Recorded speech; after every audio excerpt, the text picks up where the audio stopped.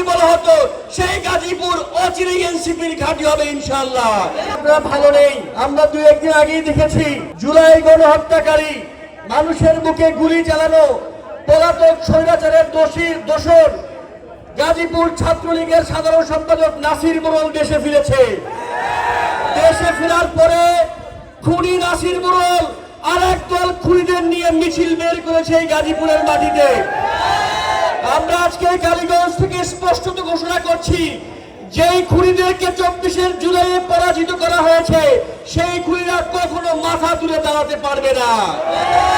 বন্ধুগণ, আজকে গাজীপুরের মাটিতে দাঁড়িয়ে স্মরণ করছি আমাদের ভাই ওমর ফারুককে, যিনি পলাতক মুক্তিযুদ্ধ মন্ত্রী মোজাম্মেলের বাড়িতে আওয়ামী লীগের দোসরদের আওয়ামী লীগের হাতে নিহত হয়েছিলেন।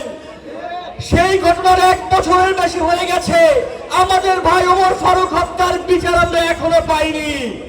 আমি গাজীপুরের ছাত্ররা, ছাত্র শক্তি, যুব শক্তি, এনসিপি নেতাকর্মী ভাই এবং বোনদেরকে আহ্বান জানাচ্ছি, ওমর ফারুকের রক্ত যেই গাজীপুরে পড়েছে সেই গাজীপুরে একদিন এনসিপির ঘাঁটি হবে ইনশাআল্লাহ।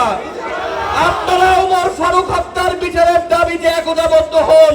ওমর ফারুকের বিচার যদি আমরা নিশ্চিত করতে না পারি, আমাদের ভাই ওমর ফারুকের প্রতি আমাদের অবিচার হবে। আমরা কয়েকদিন আগে দেখেছি ভাওয়াল কলেজে আমাদের ভাই নাবিলের উপরে হামলা হয়েছে, কুয়েটে ছাত্রদের উপরে হামলা হয়েছে। ছাত্ররা, ভাইয়েরা যারা আছেন, শিক্ষাঙ্গনগুলোকে, শিক্ষা প্রতিষ্ঠানগুলো যাতে আগের মতো টর্চার সেল, নির্যাতনের আখড়ায় পরিণত হতে না পারে, আপনারা শুধু ঐক্যবদ্ধ হবেন, একতাবদ্ধ হবেন। আজকে ঐতিহাসিক দিন, এনসিপি আবার আগের বছর জেলাগুলোতে পদযাত্রা শুরু করেছে, এবার উপজেলায় শুরু করছে। সেটা শুরু হচ্ছে কালীগঞ্জ দিয়ে, গাজীপুর দিয়ে শুরু হচ্ছে। মানে হলো যে গাজীপুরকে আওয়ামী লীগের ঘাঁটি বলা হতো সেই গাজীপুর অচিরেই এনসিপির ঘাঁটি হবে ইনশাআল্লাহ।